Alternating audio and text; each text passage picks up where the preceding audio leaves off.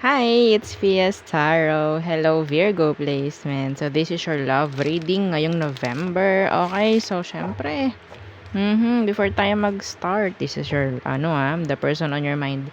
So, before tayo mag-start, kung hindi ka pa nakakapag-subscribe, please do subscribe and hit the notification bell para lagi po tayo maging updated sa mga mangyayari pa lang. Okay, and yeah, don't forget, bakit don't forget? Bakit ganon? Paut ulit ako sa don't forget. So, siguro meron dito. Wag mo akong kakalimutan ha, Virgo. I can't. Okay. Alam nyo, sinot ko to. Second, twice na. Ganon pa rin yung sinabi ko. My goodness. I can't. Okay. So, yeah, kung may tanong kayo pagdating sa private reading, you can message me sa akin pong FB page for more info. Okay? And kung gusto niyo magpa-reading sa aking friend, so gumawa na ulit ako ng bagong kodiko.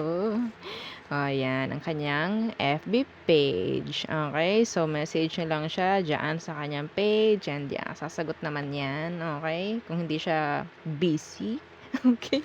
So, yeah, perception of light. Okay. So, Virgo. Okay, ang tanong, who is the person on your mind? Anong meron sa kaniya? Okay, anong meron dito sa taong to? Okay. The High Priestess.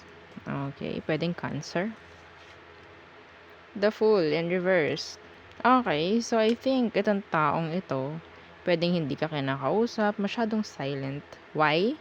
Because nagiging careful or sabihin natin nagpe-play safe or sabihin natin yun nga, ayaw lang nito na makakagawa siya ng isang desisyon or isang bagay na pwedeng sumalpak din or sumalpok din sa kanya pabalik. Ha? Okay? Yes. Nagiging careful. May takot kasi. May takot na. Okay? Pwedeng Aries. So, tingnan natin. Ano bang situation meron? Okay. The King of Wands. And the Wheel of Fortune. Okay. In reverse. Okay. Situation is like, gusto ko ng control. Okay. Gusto ko ako yung magko-control. May ganun eh. Pagdating sa sitwasyon. Well, I think, kung anong meron sa past, yun pa rin hanggang ngayon. Kung anong meron. Kung anong nangyari sa past, yun pa rin ang meron dito. Okay?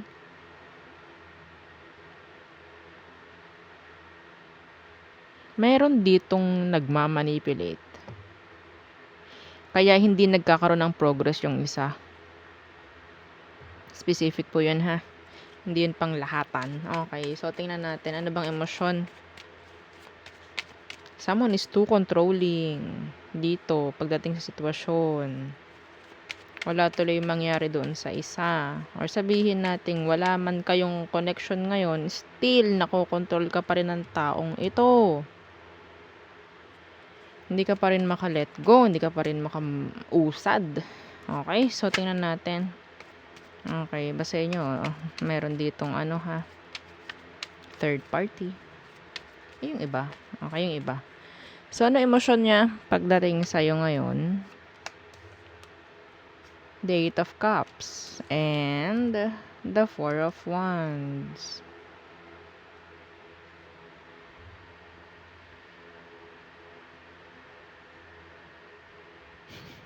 Nagpapahabol to. Nagpapahabol siya. Yeah, death in reverse. Nagpapahabol to sa'yo. Like, sabi ko sa inyo eh. May kumukontrol dito. Okay, may nangongontrol dito. Like, ang pinapakita niya is ego. Okay? Gusto ko ako'y susuyuin mo. Parang ganun. May ganun. Gusto ko ako'y susuyuin mo ha. Pero, yeah, hindi ako gagawa dito ng kahit ano kasi gusto ko ako'y susuyuin mo. Yung pagiging matigas ng taong ito. Ito yung isang mong weakness eh. Ito yung weakness. Magaling to. Okay? Magaling itong taong ito. Alam nito kung paano ka bibilugin. Okay? So, emosyon niya pagdating sa'yo, Paglayo niya, paglapit mo. Paglayo niya, pagiging needy mo. Ha? Okay, ganun ang mindset niya. So, tingnan natin, ano bang meron pagdating sa emotion mo for them? Sana walang 5. Sana walang 5 of Pentacles. Tingnan natin. The Queen of Cups in reverse. Oh my God. And the 10 of Wands in reverse. So, energy rin ng 5 of Pentacles. This is like sobrang mabigat. Sobrang mahirap. Okay? Sobrang mahirap. Well, mahirapan ka talaga. Okay? Mahirapan ka talaga kung ikaw itong magpapakontrol. Kung ikaw itong kusang bibitaw. Okay? Yung iba sa inyo, andyan lang yung kadena, ikaw lang yung nakakapit. Hanggat nagkakaroon ng friction, or sabihin natin lumalayo siya, kumakapit ka maigpit, masakit sa kamay. Masakit. Ikaw yung nasasaktan. Okay? Kapag na-let go mo, mawawala ang pressure, mawawala ang burden, mawawala ang bigat. Okay? So, the Queen of Cups in reverse, sinasabi rito na focus ka muna. Okay? Sa sarili. Paglalagay ito ng healthy boundaries. Okay? Kasi sobrang mahirap yung situation. Kung nahihirapan ka, you need to release. You need to let go. Okay? Nasa isip lang natin na parang, okay, kasi nakakadena ako dito eh. No. Nasa isip mo lang yun. Isipin mo rin may susi ka. Susian mo para makawala ka. Ganon lang. Literal. Okay? Yes. Wala eh. Ang nasa isip lang natin, nakakadena tayo dun eh. Nakakadena tayo. di ba? Bakit ganun? Parang, laging lang ako nakokontrol nito. Wala naman na kami. Or sabihin nating, ayoko naman na. Nasa sayo pa rin. Nasa sayo yung susi. Para maka-let go ka dyan. Para maka-release ka sa ganyang sitwasyon na hindi okay. Diba? So, tingnan natin, ano bang next action ng taong ito? Kukontrolin ka pa kaya? Tingnan natin. Yeah, the 3 of Cups in reverse. And, the Ace of Pentacles in reverse. No offer. Okay, of long term. Wala akong nakikita rito. Like, bibigyan ka ng label. Bibigyan ka ng seryosong, tawag dyan, relasyon. Some of you, talagang ilalagay ka nito sa open relationship. Komplikado, mga ganyan. So, it's up to you kung bibitaw ka o hindi. Okay, ibibigay naman talaga sa iyo nito eh, yung connection na gusto mo. Pero, syempre, nasa sa iyo. Kasi ang mararamdaman mo dito is walang kaseryosohan. Oo, walang kaseryosohan. Makokontrol ka lang, mabibilog ka lang, ganyan. Ako ang may control. Ako ang susundin. Like that. Ganun yung naririnig ko sa person mo. Advice please for Virgo. Advice. Virgo.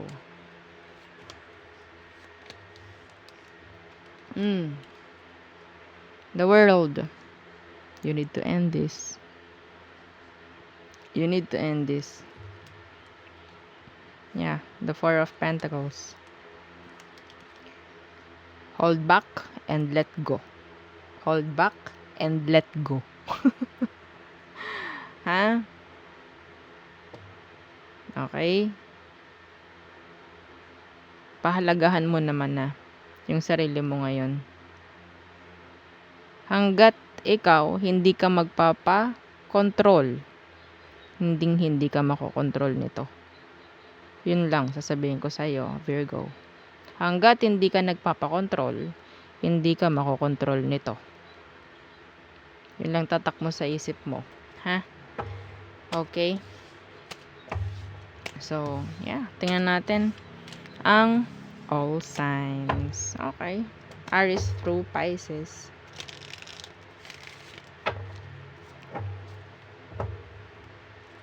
Okay. For Virgos.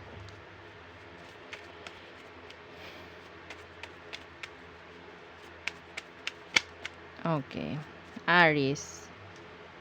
Waiting, thinking of you, but like wala silang ginagawa, ganyan. Just waiting. Taurus, unhappy. Gemini, thinking of you.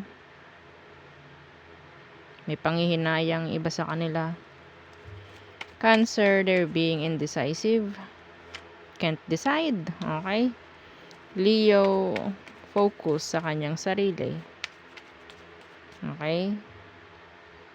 Some of you, pwedeng itong si Leo ay sabihin nating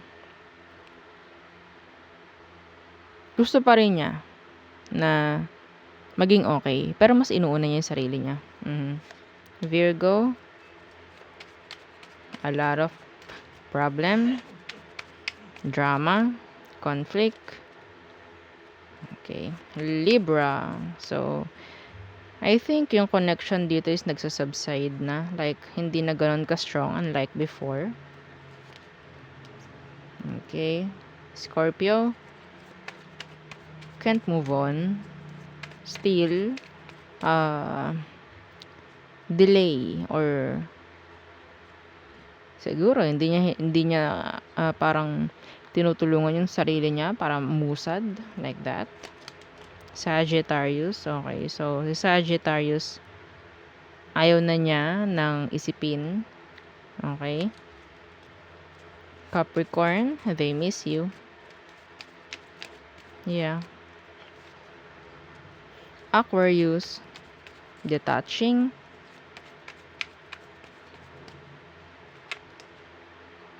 Pisces, doesn't want na makipag-reconcile. Okay? Ayaw nila ng reconciliation. Some of them, napaka-player.